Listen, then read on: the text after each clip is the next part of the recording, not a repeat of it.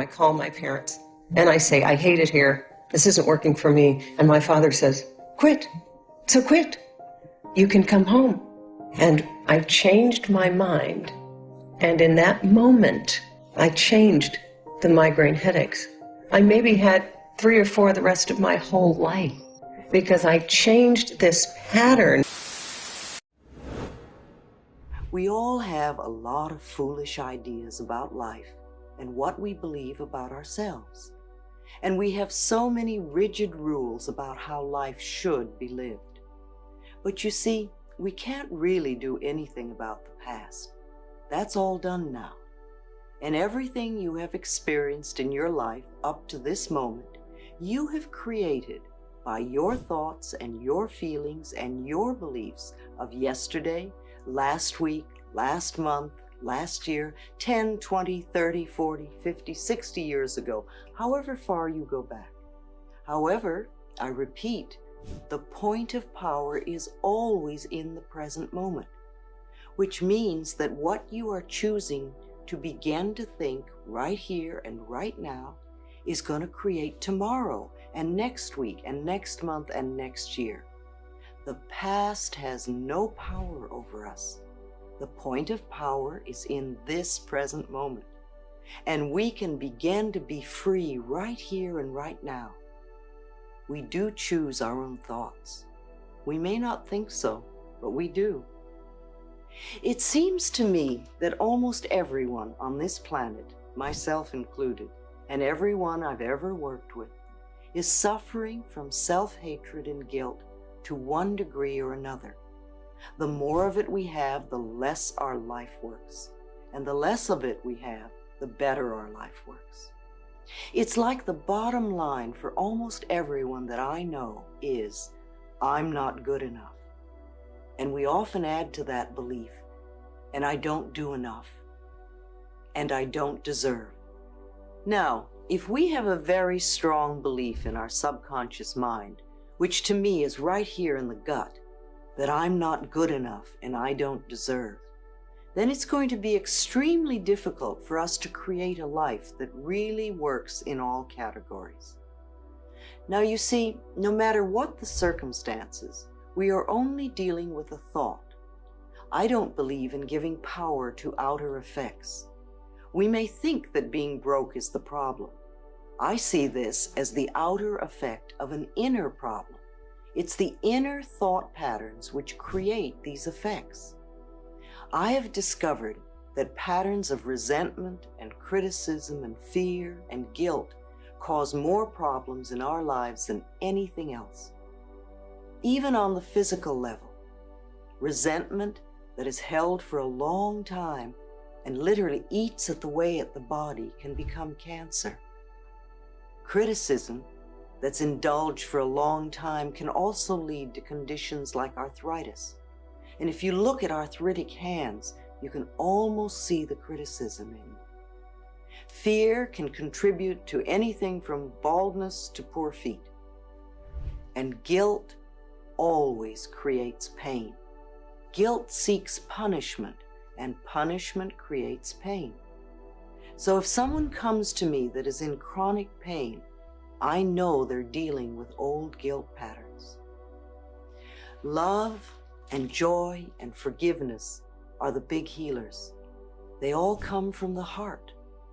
The heart represents love, and the blood in the body is joy.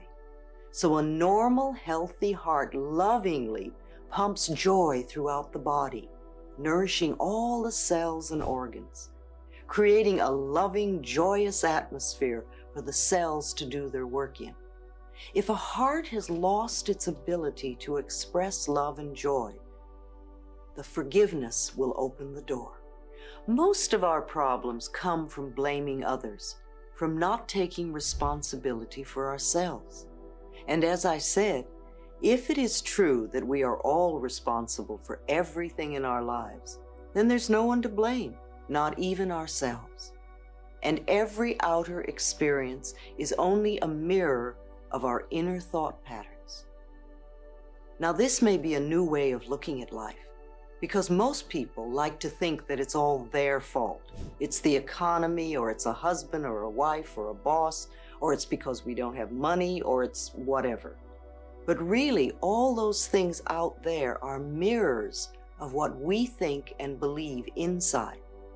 For instance, if everyone is always criticizing you, if you're a person that goes around saying everybody's always criticizing me, then what I want you to realize is that it's your pattern to be criticized.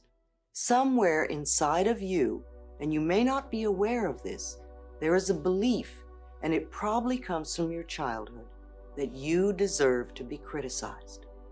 And so because of your belief and because of your pattern, you pull people into your life who are critical. And sometimes you can even attract people who normally are not critical, but because they are with you and the vibrations that you're giving out, you will pull the criticism out of them.